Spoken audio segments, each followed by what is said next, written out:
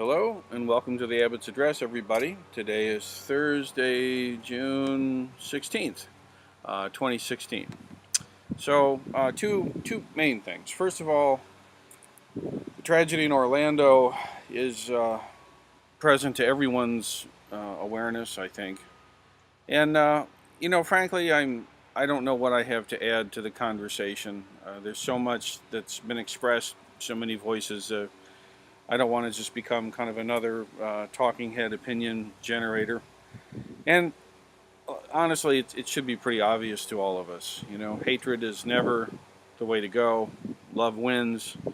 What can we as a society do to make it as safe as possible for as many of us so that we're free to pursue the deeper and higher things in life? And it's messy, it's confusing, it's troublesome.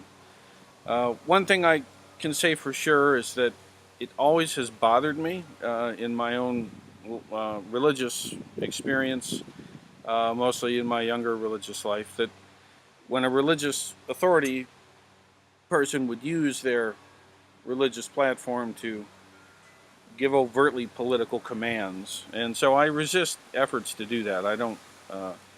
I almost never will make blatant political stands on things. But that's just me.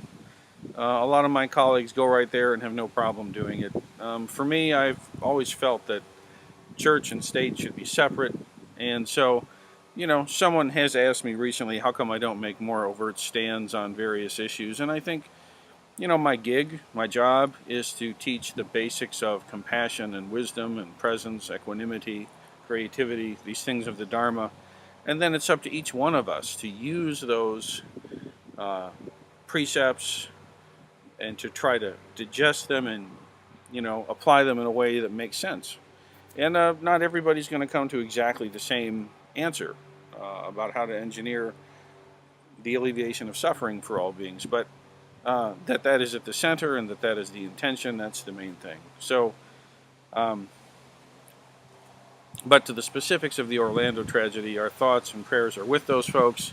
And I personally have taken action.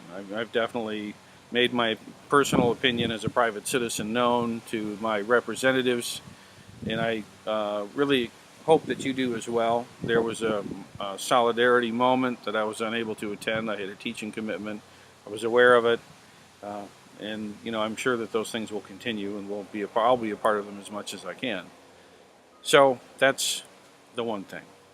The other thing that's an equally important note, we've got two here, basically diversity and hatred and violence in the world. Okay, we'll tackle that one first. And then the second one is climate change. And when I was considering with Doan what would be the best topic for the upcoming Ango, the fall Ango, which starts in September, we landed pretty quickly on ecology and climate change. So, in contrast to prior Ango, where like the last Ango, the theme was creativity, very kind of easy for me to just say I'll teach a bunch of workshops and let's do it. This one is something that I don't have a particular expertise in. There are certain Dharma texts that I'll be bringing forth. There are certain Dharmic resources that I think are directly relevant.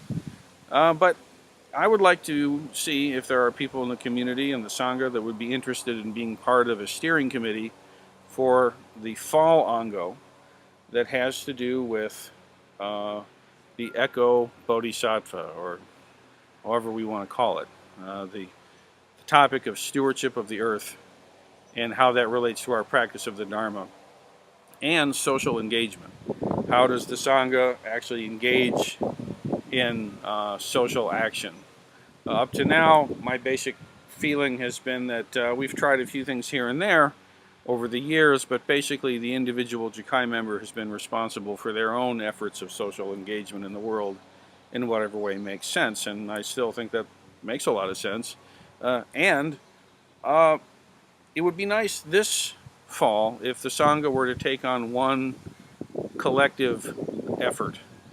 Some of us have talked, the Leadership Council have had some conversations about possibly being involved in an Oak Openings region preservation activity, maybe getting some speakers to come and address the Sangha, people that can speak eloquently and knowledgeably about the water or the oak savanna area that we're so lucky to have. Things that are very, very local to us and things that we can actually get engaged in together as a community. Maybe harvesting some rare seeds and saving them or whatever.